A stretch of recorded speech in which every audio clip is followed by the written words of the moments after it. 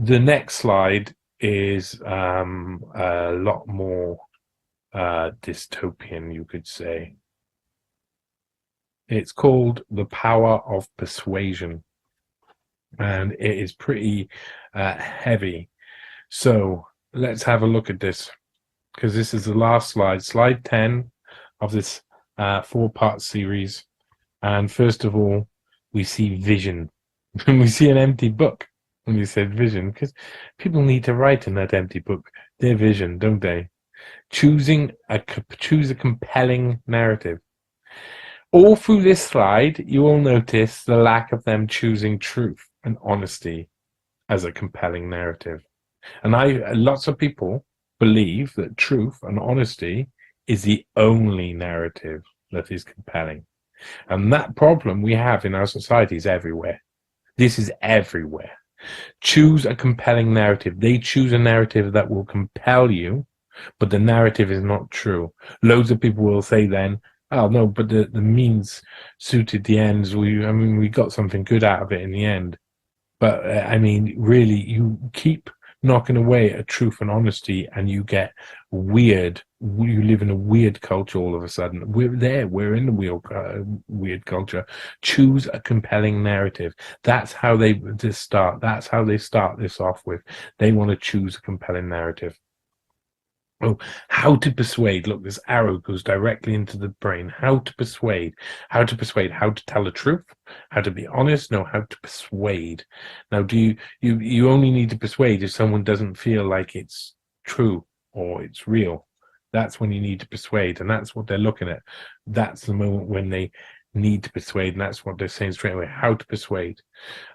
Easy, concrete examples. That is understandable. If we want to explain anything to anybody, you need easy, concrete examples. Not necessarily will those easy, concrete examples be true. Those examples can be cherry-picked, of course, as we will see later on. There's methods to that, but there's also strategies and ways to do these things. Clear success metrics.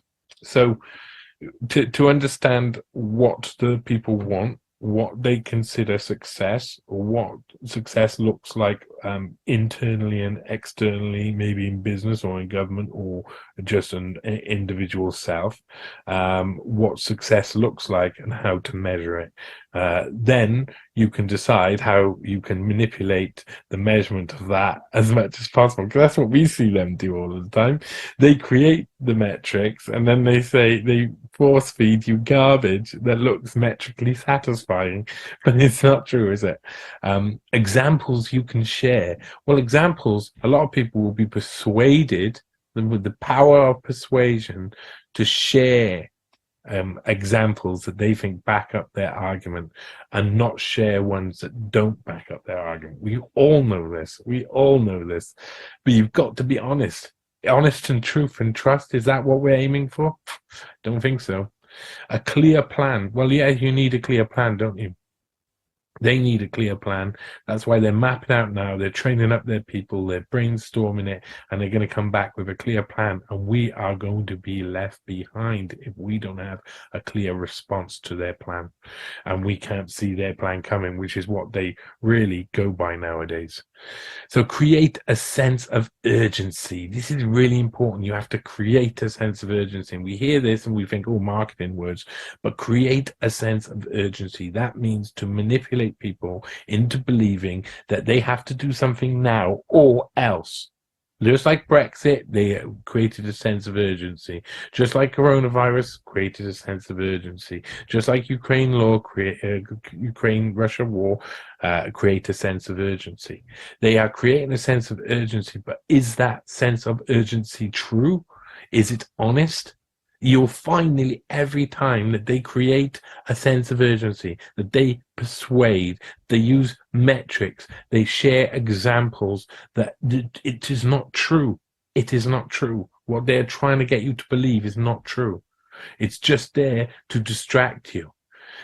What you want to hear is more important than what I want to say. Think about that. It's very cleverly worded, but what you want to hear So if we tell you what you want to hear, it's more important than what I want to say. So if I want to say something, but you won't listen to it, then I should tell you something else, and you'll let my voice in the second time. That's how you manipulate people. That's how you lie to people. That's how you deceive people. That's what these people are going for. These guys are all about persuasion and deception. What you want to hear is more important than what I want to say. Straight away down here as well, you got. No, I'm gonna go. I'm gonna go down a bit in a bit, but you wanna wait for that, because honestly, it's pretty horrific. We are natural storytellers. Listening. We sit around a campfire and we tell stories. We tell stories to give people moral and ethical backbone of some kind, an education on what you will feel like if something happens here or something happens there. But doesn't mean that the stories are true. Now, back around the fire that they're alluding to with this image, back around the fire when these people would be sitting around and they would be talking about stories, would they believe them to be accurate and true, or would they believe them to be metaphorical? Now, it's really hard to believe from what we're given as the idea of the people in the past that they would understand that they were anything but true. But in actual fact, most people probably saw all stories as metaphorical, and we should do today when the story is given to us with no evidence. But we are natural storytellers, it's true. Okay. There's emotion, passion, puppets on the string. So let's go up here first. Now this is really interesting. They say straight away, right? They say down here, tell a story, and you think about telling a story, tell a story in a headline. Think about that. And they've got this mock-up of the New York Times over there. So who's telling the story? Government telling the story in the headline? Is business telling the story in the headline? So they got control of the headlines? Is that what you're suggesting? Or is you just saying, when you try telling a story in a headline, when you try using just a headline, go on, sit around and write examples of how you would tell an entire story in a headline. President dead, shot in the head. And you told a story. Did you? Did you just say just one thing that, or two things that happened? President went to square, shot in head, man arrested. You got a bit of a story there, but still, they will be in control of the headlines. They will be in control of all of those things. So down here, interestingly, they used the Twitter logo. They used a little tweeting bird in this part of their presentation. Interesting, because some of the WEF related businesses have, of course, attempted a minor boycott of Twitter, half-hearted as it is, to say, Elon Musk took over, we've got to do this. We're creating a narrative that he's on one side and we're on the other side. Yet we say basically the same thing all of the time. So you've got the tweeting bird here, and it says focus, and that's focusing on a certain area, focusing on a correct way, and communicate with people, which is, of course, obviously important. As you saw with the maybe telling a story through a headline. Brevity, so concise, exact use of words is important, because they like to be concise, because then they can convince you it's one thing, but their concision is incised yourself. No, they are able to trick you into signing stuff and agreeing to stuff that can be worded in a way that sounds good but then isn't so beneficial once enacted. Again, metrics is in there, so understanding how many people are liking or disliking what you want, how many people are involved, other things. That's massively important to see how to lead people. And community, there you go. Using a community to get your to persuade people is massively important. So nearly every community that gets built up that's honest becomes corrupt in no time whatsoever. Why? Because these guys are in control. These guys are the ones who have taken and co-opted loads of different communities so that they can use them as marketing campaigns. Use them for marketing. That's it. Up here, now this is where I find it gets really interesting. All of this gets really interesting when you get to the powers of persuasion and this very. I mean, you've seen all of the other, except for maybe there's like out of it, there's probably 4 fairly relatively small slides and 6 really big slides. But the really big slides, if you're talking about the power of persuasion, they got loads of tools for this. And look how empty it is. They put trust and truth up here. Now they put trust within brevity because that might be linked. Concise and exact use of words linked to trust, but isn't linked to truth. Truth is up here all alone with nothing underneath it. Truth just sits there alone in the World Economic Forum charts. Interesting that there's nothing really underneath it. Trust, use evidence and examples. Order your arguments. So that's what they want you to do. They want you to order your arguments. Use evidence and examples. Yes, but are those examples, is that evidence carefully selected evidence? Are the examples carefully chosen examples? Order your arguments. But eventually your arguments will be challenged. So under power legitimacy, you've got authority and facilitation. So what can you do? What can you do? And facilitation, what can you get done? It makes you legitimate in this world, which makes sense to an extent. That's always been the way. What can you get done and what can you do? Those are the things that really make you top notch or not. Especially women history. Prepare, they say prepare, but they're losing words. They haven't got words. They've got even some things that don't have anything there. They've not put them in there. Why not?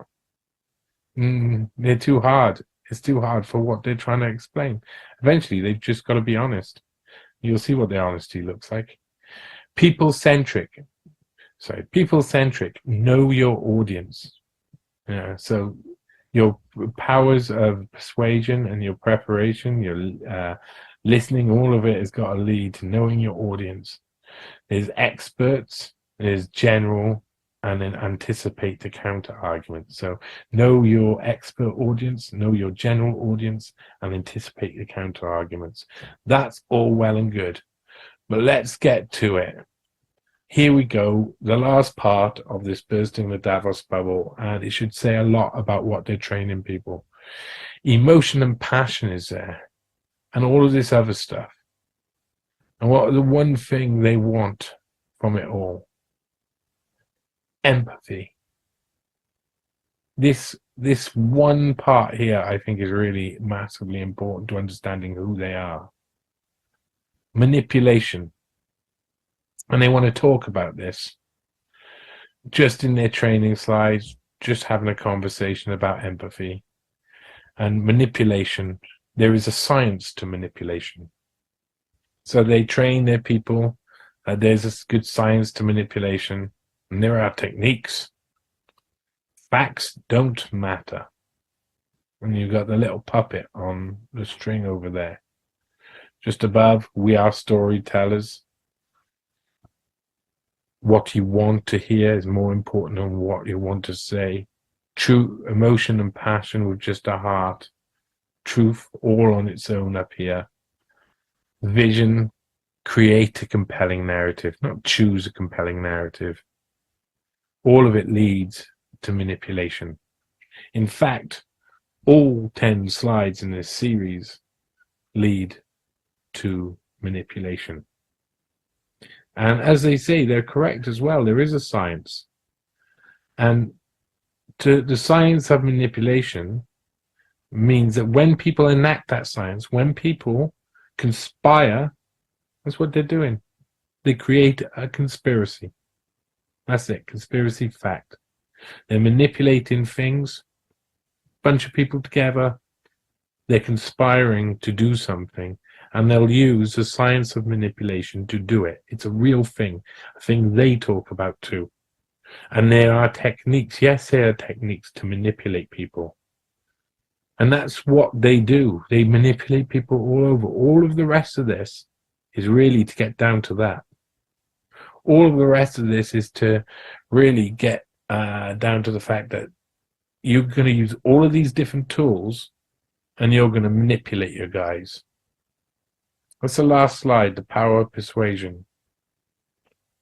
Shaping a great reset for the post-Corona era.